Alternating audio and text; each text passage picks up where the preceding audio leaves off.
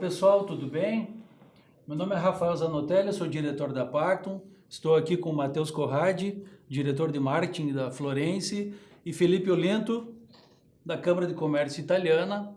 E vamos fazer um bate-papo hoje sobre as perspectivas da empresa e do cenário que vivemos. Passo a palavra ao Felipe, que fará uma introdução sobre o projeto que muito nos alegra em participar. Bom, olá a todos. Queria agradecer primeiro a Pacto, nossa parceira nesse projeto, o Diálogo da FARI, que é Diálogo sobre Negócios. É uma promoção da Câmara de Comércio Italiana do Rio Grande do Sul, em parceria com a Câmara Ítalo-Brasileira de Comércio e Indústria do Paraná e o apoio do Consulado Geral da Itália em Porto Alegre. Bom, esse nosso projeto é um projeto que visa trazer o nosso associado para um debate com a nossa parceira Pactum, com a sua expertise de mercado, e apresentar o nosso associado aos demais associados e que conte a sua história, traga a sua mensagem para o mercado, enfim, falando de negócios. Eu queria agradecer a Pactum, na condição de parceira, e agradecer ao Matheus, que está abrindo esse nosso projeto, que é um projeto que acontecerá periodicamente ao longo do ano. Então, por favor, vamos dar início às nossas conversas. Tudo bem, Matheus? Tudo ótimo, Rafael. Tudo bem. Matheus, conta um pouquinho para nós da história da Florence, como é que ela surgiu, como é que ela se desenvolveu, quais são os seus desafios, que períodos que passou. Conta um pouquinho aí desse case de sucesso que tem origem aí na Itália. Com certeza. Bem, Rafael, em primeiro lugar, obrigado pela oportunidade, agradecer a Pactum aí pelo espaço de poder falar um pouco mais da nossa empresa. Felipe, meu colega, né, agradecer pelo convite de fazer parte também desses trabalhos da Câmara. Eu acho que é muito importante essa interação entre empresários, essa interação Brasil-Itália, especialmente pelo nosso estado, né, que tem um vínculo com a cultura italiana imenso. E a Florence, assim como centenas ou milhares de empresas aqui no Rio Grande do Sul, tem uma conexão vital com a Itália. Vital eu falo no sentido de toda a história, né, do processo de fundação da Florence, que é uma empresa de Flores da Cunha, até, né, por isso o nome da nossa empresa se chama Fábrica de Móveis Florence. Então, essa história cultural da nossa empresa, ela tem conexões totais com a Itália, porque os fundadores, né, eu sou da terceira geração da Florence, então os fundadores da primeira geração, enfim, consequentemente eu também, somos todos descendentes de imigrantes italianos, né? Pessoas que chegaram, como todo mundo sabe, né? Chegaram naquelas condições quase que inimagináveis na época da imigração, subiram a serra, não encontraram a terra prometida, mas não com as promessas que foram feitas, e com muita garra, suor e dedicação construíram, né, o estado e especialmente a Serra Gaúcha. E a Florence é uma dessas empresas, né? Uma empresa que tem no seu DNA um elo italiano muito forte, e que isso também foi o grande responsável pelo desenvolvimento da Florence. Pouca gente faz essa conexão, mas a Florence ela só está hoje onde está em função desse link com a cultura italiana. Por quê? Porque quando foi fundada a empresa em 53, imagina, em 1953, não existia muita coisa no Rio Grande do Sul, né? Eu escuto as histórias, escutava do meu avô, um dos fundadores que é falecido, mas eu escuto do meu pai até hoje. Não se tinha telefone, né? Se tinha que pegar um carro e ir para Caxias fazer uma ligação, que não tinha essa estrutura. Então, a tecnologia não era presente, né, no Brasil como um todo. E essa conexão com a cultura italiana permitiu que no início da década de 70 e final dos anos 60, o nosso outro fundador, o senhor Lourenço Darcy Castellan, fizesse conexões com um grupo de fabricantes de maquinário para mobiliário na Itália. E é uma história bem interessante essa. Esse grupo, esse consórcio da Coimal, ele representava uma série de fabricantes italianos que queriam montar uma empresa modelo na América Latina. E esse elo, né, esse elo cultural, falar a língua, né, é engraçado porque lá na Serra a gente fala o dialeto vêneto, que hoje na Itália é raro, não se tem isso. Então toda essa questão cultural facilitou muito o processo de aproximação da Florence com este consórcio, que culminou na metade dos anos 70 com uma fábrica completamente nova, em Flores da Cunha. Então, falando, né, dessa relação Brasil-Itália, a Florence é a prova viva de que se não fossem as relações culturais, comerciais, sociais, esse entendimento, né, entre a Itália e o Brasil, a Florence com certeza não estaria nesta fase hoje. É interessante como a veia empreendedora, né, e a garra estão presentes nos depoimentos, em especial das empresas de sucesso, né? Agora, em relação à Florence, hoje ela está em quantos estados? Ela tem uma operação internacional? Conta um pouquinho dessa estrutura toda que vocês conseguiram atingir como um exemplo a ser seguido por todos os associados da cadeia. A Florence completou agora, no dia 18 de maio, completou 64 anos. Então, a indústria tem 64 anos. Nós temos hoje 600 funcionários trabalhando em Flores da Cunha. A única unidade fabril da Florence é em Flores da Cunha. E nós temos hoje essa unidade dedicada a mais de 60 lojas no Brasil e 12 lojas no exterior. Ou seja, o nosso meio de comercialização é através dessas franquias, né? Essas franquias estão espalhadas aqui em praticamente todos os estados brasileiros. Há uma concentração maior na região sul e sudeste pela situação, inclusive, econômica do país, não de hoje, né? Enfim, a situação normal de maior nicho de mercado. E fora do país nós temos operações muito interessantes, né? A mais antiga é no Uruguai, nosso vizinho aqui, nós temos operação lá desde a década de 90, mas o mercado mais promissor em termos de crescimento e percentual é o mercado americano. E nós encontramos uma oportunidade muito bacana de trabalho no mercado americano, que novamente foi aberta por quem? Pelas indústrias italianas. Que as indústrias italianas estão no mercado americano vendendo o estilo contemporâneo, o famoso Made in Italy, desde a década de 70. E nós, desenvolvendo o mercado externo, né, pesquisas, encontramos uma oportunidade bem bacana de trabalhar esse nicho que foi aberto, né, há muito tempo atrás por essas empresas. A Florence não é por acaso que tem associado à sua marca expressões como qualidade, né, por exemplo. Matheus, mas em relação ao cenário brasileiro atual, como é que a Florence está enxergando, como é que está se preparando em relação a essas novas tecnologias, como é que vocês enxergam tudo isso?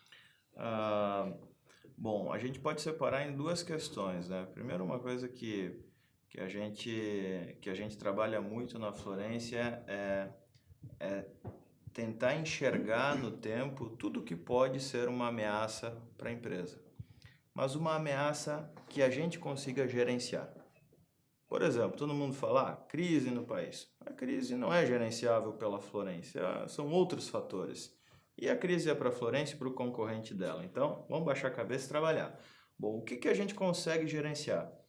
A gente consegue gerenciar tecnologia, a gente consegue gerenciar gestão, né? Conseguimos melhorar o nosso trabalho em termos de redução de custos, né? Em termos de lançar produtos alternativos para momentos diferentes de mercado. Então, a Florence, ao longo dos últimos anos, eu estou nela há 16, nesses últimos anos, em que pese o crescimento econômico do país foi né, fora da curva, a gente já veio, junto com as nossas franquias, trabalhando cenários diferentes, né? Tanto que no momento econômico como esse que o país vive, nós nos reinventamos em diversos aspectos, tanto industriais, na fábrica, quanto comerciais nas franquias, especialmente nas franquias, que é onde está a nossa prestação de serviço. E mudamos completamente o nosso negócio, né? Em termos de redução de custo, qualificação da equipe, né? Apostamos muito nessa questão de diminuir os erros. Os erros custam caro, eles tiram lucro. Então não adianta você só querer ter lucro se você não diminui, né, os erros. Então estamos trabalhando para melhorar o nosso business como um todo, mas não significa só vender mais. Acho que é um erro que muitos empresários fazem. Eu não estou vendendo tanto, então eu tenho prejuízo. Tá, mas nem sempre você vai conseguir crescer. No momento que você não cresce, como você faz para manter o lucro?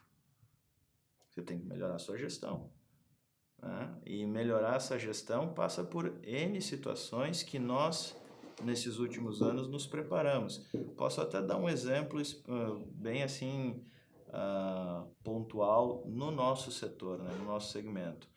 O segmento moveleiro é um segmento que ele ficou muito conhecido no mercado, não pelas indústrias tanto, mas pelas lojas que essas indústrias montaram. Então todo mundo fez lojas maravilhosas. Aqui em Porto Alegre mesmo, várias marcas fizeram estruturas gigantes, com o intuito de vender mais. Quem disse que uma loja grande vende mais? Né? Então, assim, determinados segmentos não significa você ser o maior para ter um melhor desempenho. Você precisa ter uma assertividade no seu processo de trabalho. Então, enquanto muitas marcas, foram fazendo lojas maiores, nós fomos qualificando as operações e muitas vezes até diminuindo a metragem quadrada, ganhando faturamento, ganhando resultado. Veja como esse case pode ser replicável não só para as indústrias ou empresas aqui do Rio Grande do Sul, mas do Paraná também, tem um polo moveleiro ativo lá, em Santa Catarina também, mas no Paraná em especial porque temos, né, nossa Câmara Irmã, né, a Câmara Brasileira. lá no Paraná também. Matheus, fala um pouquinho para nós em relação à gestão de pessoas, né? Qual é a cultura da Florence em relação a um dos principais ativos que as empresas têm, além da sua capacidade de empreender ou de criar produtos com valor agregado alto, como é o caso da Florence, mas em relação às pessoas, né? Como é que é tratado isso dentro da Florence? Eu diria que esse é o segredo da Florence. Mas que segredo é esse?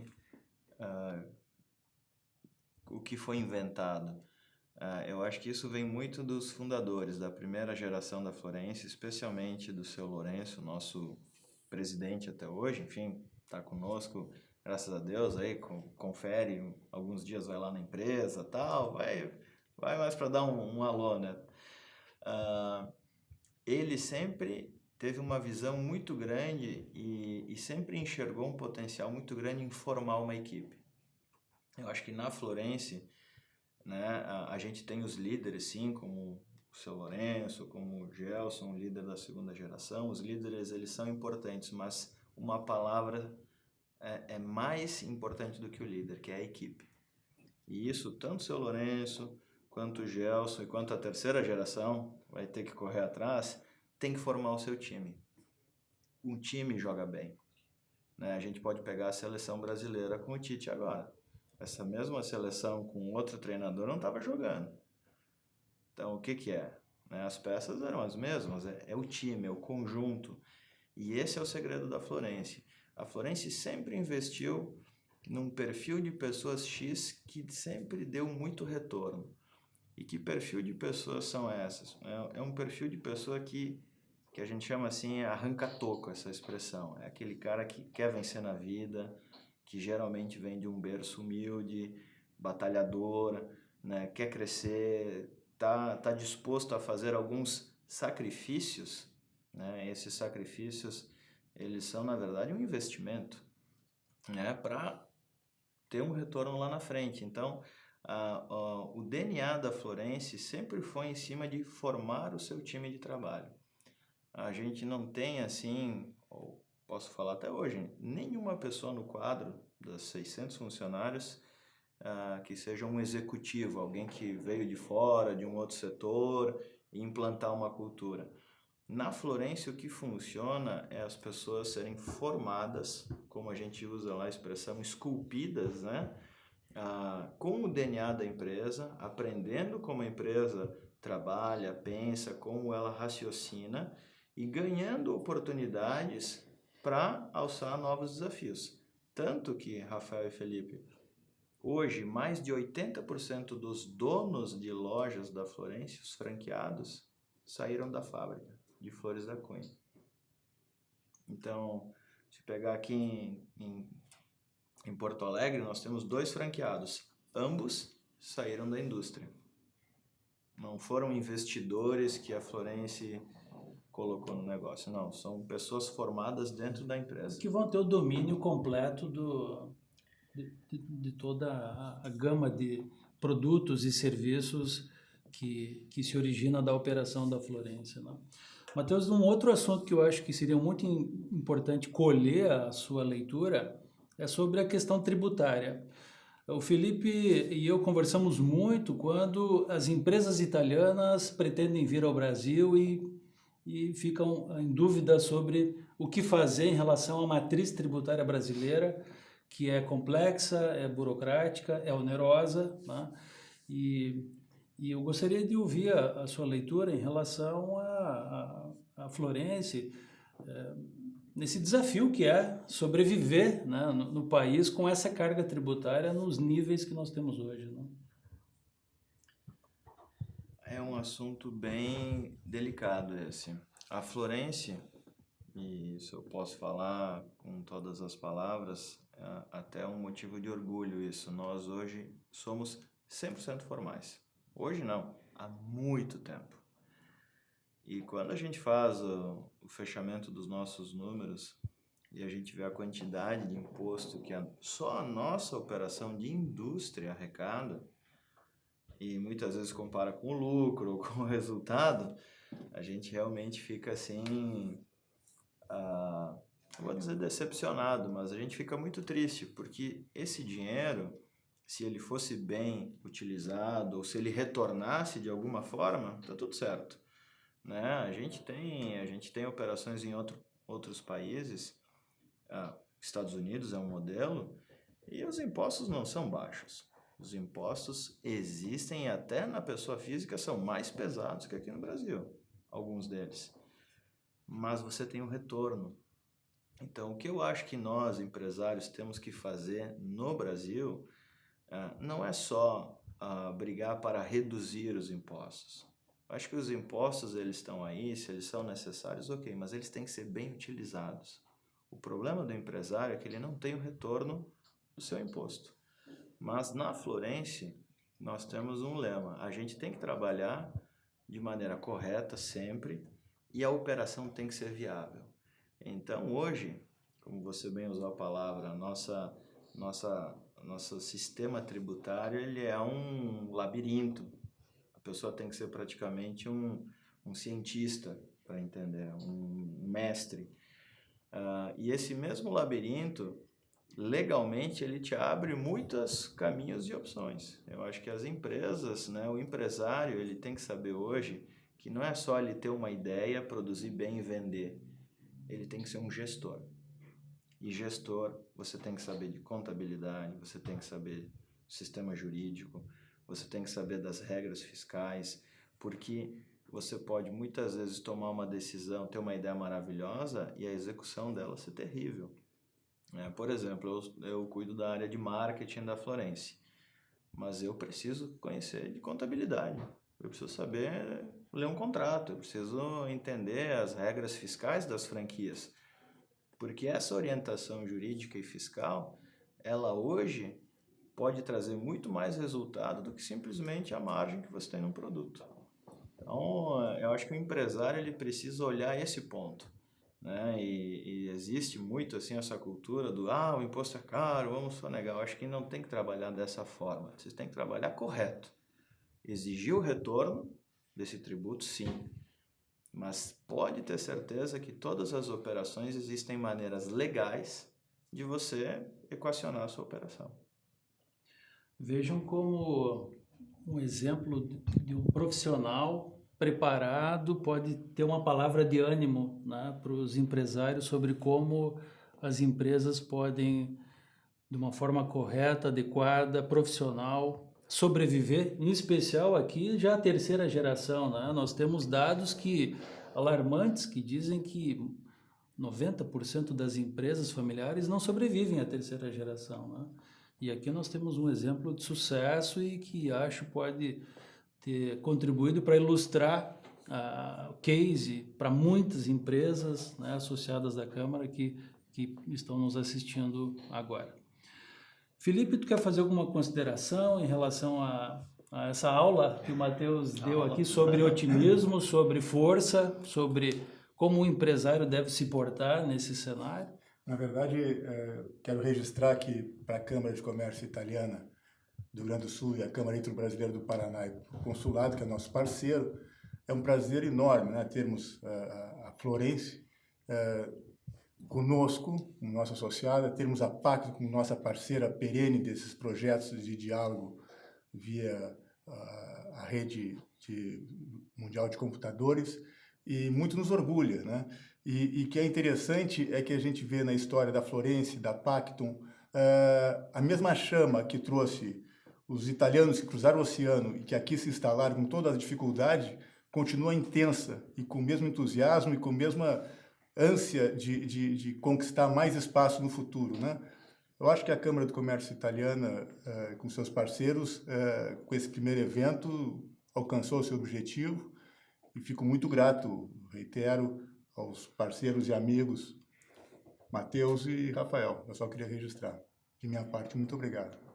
Matheus, tu quer fazer um fechamento desse projeto, né? Hoje, com a inauguração disso, acho que em muito boa forma, né? Fica a última palavra aí à tua disposição.